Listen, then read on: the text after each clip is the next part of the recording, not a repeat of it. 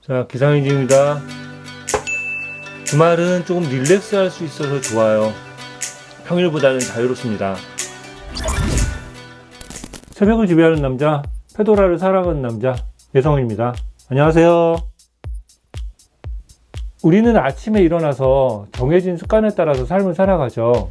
일상에서 만나는 사람들과 자연스럽게 대화를 하고 스마트폰에 있는 정보들을 쉴 새 없이 머릿속에 저장합니다. 쳇바퀴처럼 굴러가는 생활들. 30대 중반의 질 볼트 테일러는 하버드 대학교의 뇌신경 해부학자로서 사회적으로나 개인적으로나 승승장구하고 있었습니다.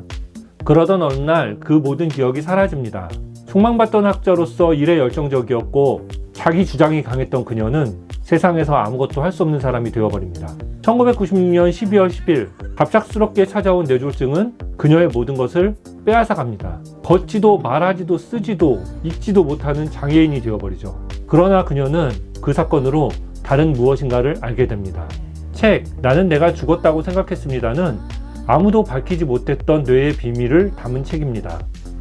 그녀는 자네의 파괴 뒤에 오는 새로운 경험을 우리에게 세세히 전달해 줍니다. It's beautiful there. Imagine what it would be like to be totally disconnected from your brain chatter that connects you to the external world. So here I am in this space and my job and any stress related to my... 뇌졸중이 찾아오자 어제까지 뇌의 명령을 따랐던 몸의 기관들이 전혀 말을 듣지 않습니다. 그녀는 도움을 청하기 위해 집중을 하고 또 집중을 하지만 전화번호 하나 찾아내기가 어렵습니다.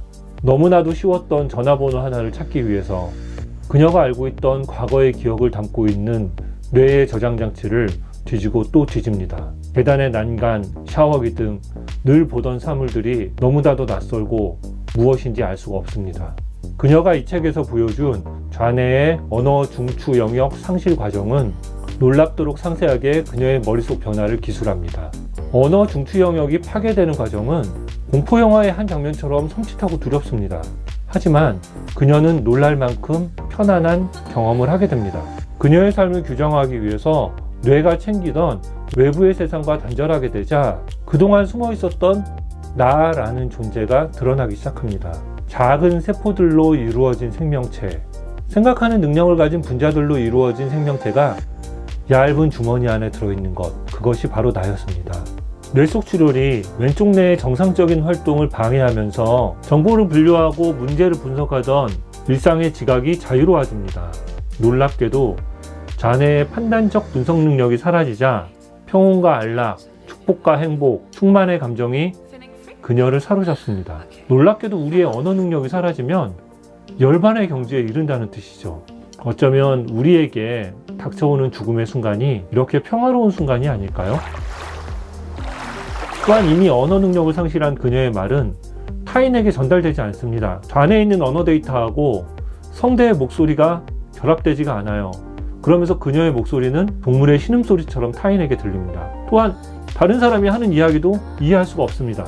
왜냐하면 그녀는 언어 능력을 상실했기 때문이죠. 이때 또 다른 변화가 그녀를 찾아옵니다. 언어가 사라지자 다른 사람이 전달하는 마음을 읽기 시작합니다. 좋은 언어로 포장된 부정적인 마음과 말 없는 따뜻함을 구분하기 시작하게 된 거죠. 단 한마디의 말도 이해하지 못했던 그녀였지만 타인의 긍정적인 마음은 그녀를 편안하게 만들었습니다. 그녀는 모든 것을 알지 못하는 어린아이가 되어갑니다. 처음 태어날 때 아무것도 프로그래밍이 되어 있지 않은 좌뇌를 가진 갓난아이처럼 말이죠. 하지만 그녀의 정신은 외부 세계에 존재하는 사람과 사물 모든 것에 연결이 되어 더없이 행복해집니다. 좌뇌가 파괴된 그녀, 죽은 것일까요? 지금까지 알고 있던 그녀는 죽은 게 맞겠죠. 좌뇌는 자신을 남들과 구별되는 존재로 인식되도록 길들여져 왔습니다. 이런 제약에서 풀리자 더 이상 고립된 외톨이가 아니게 된 거죠. 그러므로 좌뇌의 그녀는 죽었지만 새로운 그녀가 태어나게 됩니다. 책 속에서 보여주는 그녀의 상태는 모든 것이 혼재되고 구분이 되어 있지 않는 상태입니다. 그녀가 보는 모든 화소에서 에너지가 사방으로 방사형으로 퍼져 나갔었다고 하네요.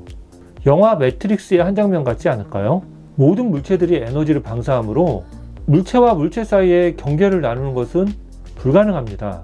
이렇게 경계가 사라졌기 때문에 연결된 존재로서의 우리의 모습을 느끼게 됩니다. 그녀는 에너지의 역학관계가 미치는 영향을 주의 깊게 살피기 시작합니다. 에너지를 주는 사람이 있고 에너지를 뺏어가는 사람이 있었다고 하네요. 긍정적인 사람은 내게 에너지를 주지만 교감을 하지 않고 기운을 빼는 사람으로부터는 자신을 보호해야만 합니다.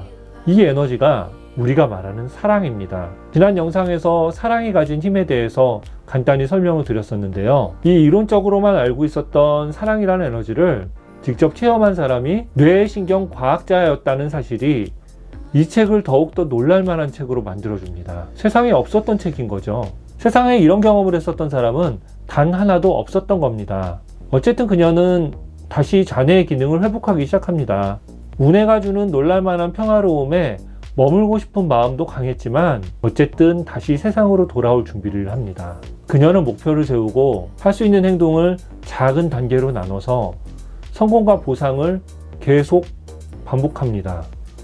보상이라고 해봤자 깊은 잠을 자는 것밖에 없었다고 하네요. 그 외에 할 수 있는 건 없었겠죠.